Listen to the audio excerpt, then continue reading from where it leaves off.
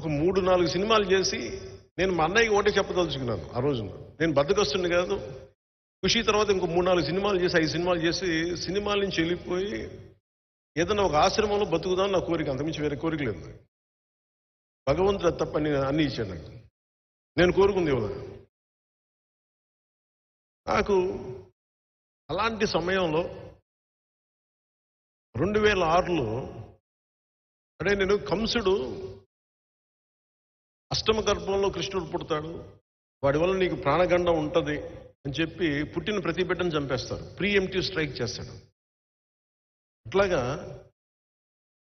ఒక కుటుంబంలోంచి ఒక వ్యక్తి రాజకీయాల్లోకి వస్తే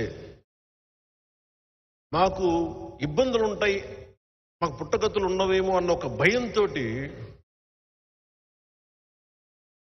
2006లో నాకే తెలియజేశాను, ఒకవేళ మీ అన్నయ్య గారు పాలిటిక్స్కి వస్తే మీ కుటుంబాన్ని ఇలా దాడులు చేస్తారు, మీ ఇంట్లో బిడ్డల్ని ఇలా ఇబ్బంది పెడతారు. నాకు తీసుకొచ్చారు. నేను అన్నాను, ఆయన పాలిటిక్స్ రాలేదు కదా, వచ్చిన రోజున చూసుకోండి అన్న, నిన్ను కూడా ఇబ్బంది పెడతారంటే నా బతుకు బజార్ అయింది, పర్లేదు, మీరు ఏదైనా చేసుకుని చేసుకోండి. ఎందుకంటే సినిమాల్లోకి మన గాజువాక సభలో కూడా చెప్పారు, ఎప్పుడైతే జగదాంబ బస్ స్టాండ్లో మా డ్యాన్స్ చేయించారు ఆ రోజు నేను చచ్చిపోయాను. ఆ రోజు నాలో ఉన్న ఆ సిగ్గు మొత్తం చచ్చిపోయింది ఆ రోజు. ఇప్పుడు అందుకే నన్ను ఎవరు తిడతారో నాకేముండదు. ఆ రోజు చచ్చిపోయింది, వీళ్ళు తిడితే నాకెంత. సో నాకు అంటే నిజంగా 2006లో అలా చెప్పి వాళ్ళందరూ కూడా ఇప్పుడు పదవుల్లో ఉన్నారు. వాళ్ళందరూ ఆ మెసేజ్ తీసుకొచ్చిన నిజంగా చేస్తారా అనుకున్నా. ఆ రోజు నుంచి 2008 సమయంలో సంఘటనలు జరిగిపోయినాయి. నేను అందరికీ మొత్తుకుంటూ వచ్చాను, ఇదర్ పాలిటిక్స్ చేద్దాం లేదా వద్దు. కానీ మనుషులు ఇంత క్రూరంగా ఉంటారా? అధికారంలో ఉన్నవాళ్ళు, ఆ రోజు అధికారంలో ఉన్నవాళ్ళు చేసిన దెబ్బ గాయపరిచేస్తుంది. అంటే దేనికని చూస్తే ఒక సమూహాన్ని ప్రభావితం చేసే ఒక వ్యక్తి రాజకీయాల్లోకి వస్తే మాకు పుట్టగతులు ఉండవని అనే భావనతో పుట్టక ముందే చంపే పరిస్థితిని తీసుకొచ్చారు. మా ఇంట్లో అందరూ మంచోళ్ళు, చక్కటి మనుషులు. అలా కొట్టిన దెబ్బ తట్టుకోలేకపోయాను. నేను చూసే వాళ్ళకి నేను చాలా ఆవేశపరులా కనిపిస్తాను. అనాలోచితంగా చేశానేమో అనిపిస్తేమో అలా కొన్ని సమయాల్లో. ఏమి కోరుకోను, నాకేం ఉండదు కోరిక. అలాంటి సమయంలో నేను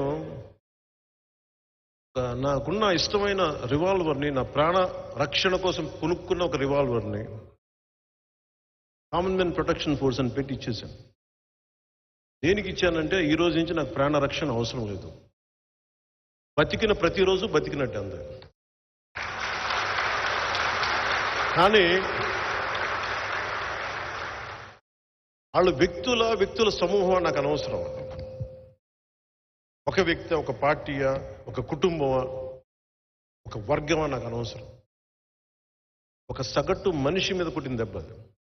అలాంటి వాళ్ళు చాలా చోట్ల ఉంటారు అని చెప్పి కామన్వెల్త్ ప్రొటెక్షన్ ఫోర్స్ పెట్టి ఆ రోజు నాకు ఎవరైతే అండగా ఉన్నారో అదే వ్యక్తులు ఈ రోజున జనసేన పార్టీకి మూల స్తంభాలయ్యారు. 150 మందితో ప్రారంభించాం. 150 మందితో ప్రారంభించాం. ఈ రోజున 6.5 లక్షల మంది క్రియాశీల కార్యకర్తలతోటి, వందలాది మంది నాయకులతోటి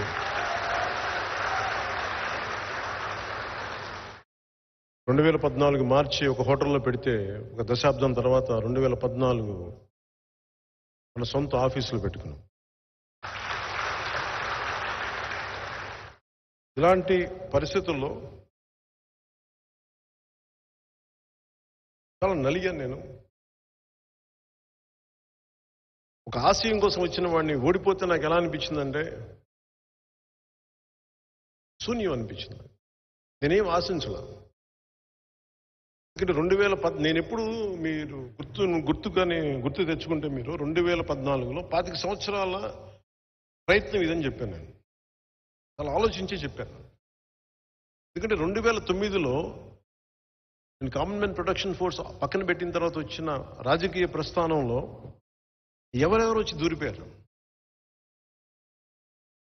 18 మంది ఎమ్మెల్యేని గెలిచిన తర్వాత కూడా నిలబెట్టుకోలేకపోతే నాకు అనిపించింది పార్టీ నడపలేమని చెప్పి వచ్చిన వ్యక్తులు ఈరోజున మంత్రి పదవులు అన్నీ పడతా ఉండి నాకు అనిపించింది బలమైన సర్పాన్ని కూడా చలిచీమలు చంపేస్తాయి అనడానికి నిదర్శనం ఆ ప్రయాణం. అలాంటి చలిచీమలు నేను పక్కన పెట్టుకోలేదు. అలాంటి చలిచీమల్ని నేను అధికారం కోసం పెట్టుకోవాలి, మార్పు కోసం వచ్చాను. ఆ మార్పు ఎలాంటిదంటే సగటు మనిషి ధైర్యంగా సమాజం మీద అన్యాయం జరిగితే తిరగబడేలాగా. ఒక సుగాలి ప్రీతి తల్లి వచ్చి అన్న నా బిడ్డ అన్యాయానికి గురి చనిపోయిందన్నా అంటే ఆ తల్లి కోసం తిరగబడే అంత ధైర్యం ఇవ్వడం కోసం వచ్చాను నేను సమాజంలోకి. తద్వారా అధికారం వస్తే సంతోషం, కానీ అధికారం లేకపోతే మేము ఏం చెయ్యం అనే పరిస్థితి నుంచి నేను పక్కన పెట్టేశాను. ఉన్న ప్రభుత్వం ప్రామిసులు చేసి మరి అధికారంలోకి వచ్చి మీకు ఇన్ని చేస్తామంటే వాళ్ళ గోడు వినకపోతే జనవాణి కార్యక్రమం నేను ఆ గోడు విన్నాను. నేను చేయగలిగినంత చేశాను దానికి. 2014 నుంచి 19 వరకు నేను కన్స్ట్రక్టివ్ రోలే ఆడడానికి నిర్ణయించుకున్నాను. ఓట్లని చీల్చేయడం, ఎందుకంటే ఒక సగటు మధ్యతరగతి మనిషి దృష్టిలో పెట్టుకుని చేశాను. అది ఓట్లని చీల్చేయడం ఈజీ.